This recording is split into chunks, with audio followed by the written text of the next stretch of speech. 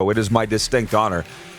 It always is to have Nik Lewis in the bunker. But now, the Hall of Famer, Nik Lewis. Sounds good, doesn't it? I was saying future Hall of Famer before.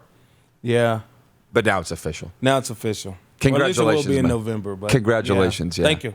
Yeah, no, you're in. You're in. I mean, even if they don't have a ceremony, you're in. And so that's why for the CFL fans, of which there are many watching this show daily, as you know, around the continent, we're going to get deep into Canadian Football League talk. But my CFL report that I try to do daily is this, and it involves the man to my right, your left. Marv Levy has joined a very limited fraternity. The 95-year-old Chicago native headlines the 2021 class named today for induction into the Canadian Football Hall of Fame. Levy guided the Alouettes to 2 Grey Cup titles over 5 seasons as head coach in the 1970s. When Levy's formally inducted in November, he'll join Warren Moon and Bud Grant as the only individuals to be in both the Canadian and Pro Football Halls of Fame. Joining Levy for enshrinement during Grey Cup week in Hamilton will be fellow builder Doug Mitchell, former commissioner of the CFL, former CFL stars Will Johnson, Nik Lewis, Orlando Steinauer, Mike Walker, and Don Wilson. The 2020 class is scheduled for induction August 6th, also in Hamilton, after last year's ceremony was postponed due to the COVID-19 pandemic. The inclusion of the 21 class will boost the Hall of Fame's membership number to 316. So that's the news today. It dropped at 7 a.m. Mountain, 9 a.m. Eastern. And over to you, Nick. What are you feeling today? Feels good. And you know the hardest part? I found out on March the 18th. And the coolest part was Matt Dunnigan got to call me and tell me. And it was special for Matt bringing me into the CFL and to have that moment. But then to go almost a month without being able to really tell anybody, it's been hard. Well, you called me. I did call you because I wanted to make sure that you knew and that you were well aware that, you know, me coming on here, I didn't want to hijack the telecast. And well, this is perfect. It's worked out perfect. But, you know, I feel good. I feel great. The biggest thing, it just makes me think of my mother because, you know, she was a huge inspiration for everything. So losing her a couple months ago, I just know how happy she is now, and I know how excited she would be for me. So it's great. I get to actually – what I think about is when you play, it's very selfish. You know, you leave home. You have to be on your own. You have to do these things for yourself to prepare for games. It's very selfish. But this is like the validation for my family, my friends, and everyone that sacrificed for me to say thank you. And now we all get to share this together because I definitely can't go in by myself. Mm-hmm. Well, right? that's my face will represent everyone. Right? That's what everybody's speech is, though, right? To everybody that got you where you are. And I don't care if it's Canton, Hamilton, Cooperstown. It's all that. And then your family realizes that, right? But it's as much for them. Like, they'll celebrate it, and your mom will be watching. You know that. She'll be smiling, and she gets it. Yep. Right? Wherever she's watching from. Can I read some comments here go ahead. From Don Mitchell, our Navy friend in Bahrain? He says, congrats, Nick. From Wayne in Victoria, yes, congrats on the Hall of Fame induction, Nick. From Paul Drouin, you know him. Amazing class this year. Congrats, Nik Lewis. From Habs for Life, watching on YouTube, says, loved him in Montreal. From Rod Monroe, that's Clark's dad. Congratulations, Nick, on the Hall of Fame. Well-deserved. From Jeff, the Stamps fan, seems Levy should have gone in years ago. And listen, you got to humor me for a second, and Nick, you'll understand this. The draft, I don't get excited about. Like, you know, right now, Mel Kiper is like got more airtime in the States than Joe Biden, right? Yeah. Leading up to the NFL draft. It doesn't interest me, really. Hall of Fame, I can talk about it for days and days. Yes. And I mentioned it's great. Yeah, and the executive director of the Hall of Fame, Mark DeNoble, who doesn't have that position anymore, but he's shown me the names of guys that just, it's like baseball, right? You were first ballot. There's a lot of guys special. Yeah, there's a lot of guys floating around that aren't. And Marv Levy was one. For whatever reason, I don't know. Yeah, he should have gone in, but this happens in Halls of Fame. Have you noticed that? It does. Yeah. You know, I looked at the list. Actually, a couple days before Matt called me and my dad was talking about it. He was like, hey, are they doing a Hall of Fame this year? And I said, I don't know. And since they didn't do the official induction last year, I didn't know what they were going to do. I didn't know when a call would come. I didn't know anything about it. And he's like, you think you'd go first ballot? And I said, I don't know. Damon Allen didn't go first ballot. He was third overall in rushing and first in Unbelievable. in passing, right? So, and you see guys, Jermaine Copeland has over 10,000 yards, and he's still not in. And you see some of these guys, and the list is amazing. Corey Banks and other athletes that deserve to probably be there. But at the end of the day, you know, when I got the call, it was awesome. So I'm very proud to be a Hall of Famer, one, but first ballot just makes it that much more special for me. And I know for a lot of people it doesn't make a difference because once you're in, you're in. Nobody will remember, but you'll remember. Nobody remember, but, you know, it's just that validation that as soon as you got the opportunity that you were able to get over the top. If you don't mind, I mean, can I continue to read some of these? Oh, go ahead. Puck and Pigskin podcast. They're out of Red Deer. One of the best stamps of all time. Can't wait to record the podcast this weekend, Nick. From Ricky Kazama. You know him from Ballers in the Tap. Yep. Congratulations, Thick Nick, from Ricky Regina. I might say Thick Rick. Jeff the Stamps fan says, Nik Lewis, 2004 CFL Rookie of the Year. I did not know that. You didn't? I forgot. It's a long time ago, buddy. It was a long time ago. We were 4-14. So it's unbelievable that you survived that. Well, that was the thing. Like, even going into 2005, my agent tried to get a new contract for me. And Jim Barker actually told him, we just think Nick was a good player on a bad team. We don't think he can make this team. Because they brought in Hank and, you know, Joff had only finished the last 5 games that last year. So they had Rambo, Marte Jenkins, and all these big-name receivers coming in that had multiple NFL years, and they didn't think I would be able to crack the lineup. And, you know, he admitted that he was wrong after training camp. But Barks doesn't miss on too many either. No. But it's easy to say that, though. You know, when you see a team doing very bad and then you might have one guy stand out, it's not hard to be like, he just had more opportunities or different things. The game was out of hand, so he got more yards late in the game. So it's easy to see that because I think it's natural for talent evaluators to think that. If people would actually, Nick, are you 40 yet? No, 38. You got a couple years to go. I'm 48. Yeah. I wish people I retired early. Yeah, right. Well, you've done all you need to do, apparently, all time in receptions. But if people, young sports people and their families could listen to some of us that have been around for a while, and here's my explanation. And an answer to Wayne and Victoria, he says, as you said earlier, Rod, Ken Austin should have been inducted by now. There's a list of 30 to 35 names that just float around on that voting, and Kent's one of them, and Marv Levy's been one of them. I could name you a lot of them, and they will, I hope, eventually get in, but I don't know what it's going to take. Roy Shivers. Shiv, yeah, absolutely.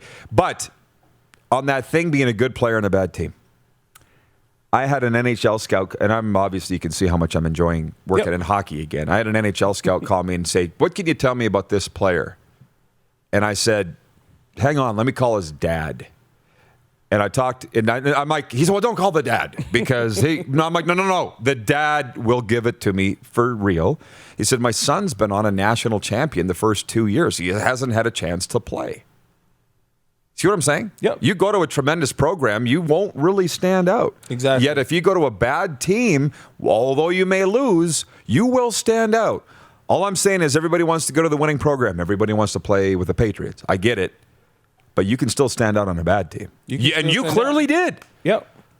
On the way to the Hall of Fame. Multiple quarterbacks. And it was challenging, but I think as a rookie, you didn't know, like I didn't go to the NFL first. So I didn't know what that was professional football. That was Scott Coe pulling up in a limo with the lead singer of Nickelback at 7:30 in the morning, and then the limo picking him up after practice.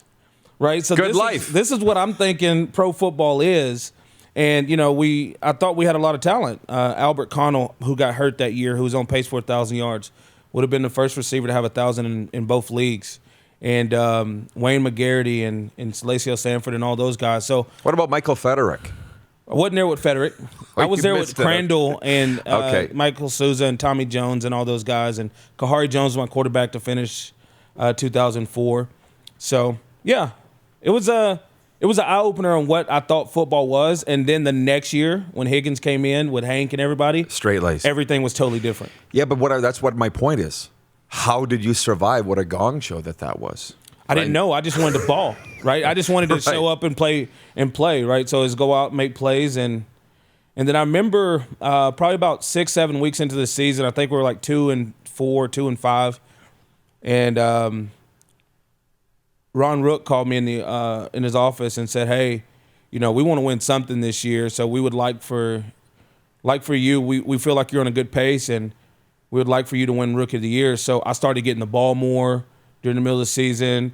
Started doing more punt returns with Wayne McGarity at that point too. I think I was like second or third in the league in punt return average. So they kind of worked it to get me the ball more and do some more things like that on their end to help me. Because coaches ultimately, they don't decide who gets the ball, but they can put you in a lot of positions to do it. Of course. Right. And speaking of, because you're bringing up a lot of interesting names there, Jeff in Winnipeg says, man, Scott Coe, what a beast of a player in the Winnipeg High School League. He's a beast in the CFL. He's crazy. Number 56, right? Yes. Flaming, like, red-orange hair. And a hell of a player. Yeah. Jeff's the Stamps fans just going off like crazy here. This is old home week for him. But the point is, we hear all the stories over here in Saskatchewan. We hear that, like, we know what's going on over there. They know what's going on over here, right? So, like, Trey Jenkins was your special teams coach. Trey Jenkins. So whatever his name was. So he showed up on a friggin' Harley, right? And that was right after he only had one bat snap in his whole career. It was that game he came back, San Fran versus the Giants, right?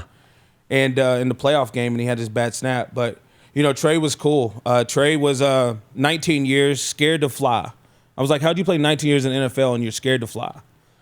But great guy. Dunnigan's best friend. Very intense. Yes. Him, Miles Grail, and Dunnigan were, the boys. Right. Right, the boys. But in Calgary, that's the era that they just don't talk about. Yeah. Correct? 100%. Right? So it's one of those things where, I think Matt did the best job he could. And it's hard to go in and be a general manager and a head coach for the first time. They should. He was put in a. You talk about putting players in a position to be successful. He wasn't put in a position to be successful. And then the organizational structure wasn't great either for him to succeed. Who owned it? Do you remember? That's when Frederick owned it. He still owned it. And then that's when the Hellard Group and Fresani Group and all them stepped up in 2005. Higgins came in and, totally changed everything. Do you remember, and we'll get around to current CFL in a moment, you must remember, we went in to play you guys in the preseason, and Shiv said we were going to break Henry's neck. You had to remember that. It was on the front page of the Calgary Sun. And Ted Hellard was threatening legal action against Roy Shivers, that he made threats that the Riders were going to break Henry's neck. And I remember, so great, right? And it was so great. You never even played for Shiv, and you still loved the guy. Well, after my rookie year, one of my friends from college worked out for the Riders, and I met Roy at one of those off-season workouts. And he was like, you need to come to Sask. Tampering. And I said, well, we'll see what happens. But had you already? It never happened. Were you with the Stamps already, or you? I was out to my rookie year. So he was tampering. Well, I wouldn't say it's tampering. He kind of laughed and joked. It was like more jokingly and things like that. My friend was working out for him, and I was meeting him. He was like, "Oh, you're a really good player and everything," but. It never happened. I don't think he was in Sask much longer, maybe after that year. So yeah, a couple of years. But yeah. By the way, the Hockey Club is watching in Tallahassee, Florida. It's a podcast on the Belly Up Network. He says, I love questions that start with, do you remember? But if I may, just the owner of the Stamps, Ted Hellard, threatening the Rider GM with legal action for threatening to break Henry Burris's neck. And I remember interviewing Roy. And I said, what about this? He's like, I don't give it. About Ted Hellard, whoever that is. He didn't even know who he was, Nick. Anyways. Ted's like the second coming of John Jenkins. Looks like him. Yeah. I don't know him, but he looks like Ted's him. Ted's awesome. He's a self-made guy, right? So he lived in his car in college, created his own company, made a lot of money. And, he was very helpful for the guys. And I think he was a big part of our success in Calgary in building those teams and getting the players we got, like Brandon Browner and some of those guys that came in. He did a tremendous job of being around. Critical Mass was his company. Critical Mass, yes. Right? And didn't he build that Foothills Stadium? Yep. Is it Hellard Stadium or something? Yes. Hey, he's done a lot for football. But listen, we're not on Game Plus today. We're digital only, so I'm going to say it. Because I can't. It keeps ringing. I think about it all the time. I don't give a shit about Ted Hillard, whoever that is. How about that? I love You can the Roy just Shield impression, man. That's awesome. Henry does the best, and you've seen Hank's. Yeah. Look, we're going to take a break and come back about what's next in Nick's life, professionally and personally, because they're the same. And your business partners coming in, right? Yes. So this is going to be good. Right after this break, you're watching the RP Show on Game Plus TV Network, YouTube and Facebook Live, and 24-hour sports talk for Suds Full Service Car Wash at rodpedersen.com. You're watching Rod Pedersen On Demand. For more of The Rod Pedersen Show, visit rodpedersen.com or follow Rod Pedersen on social media.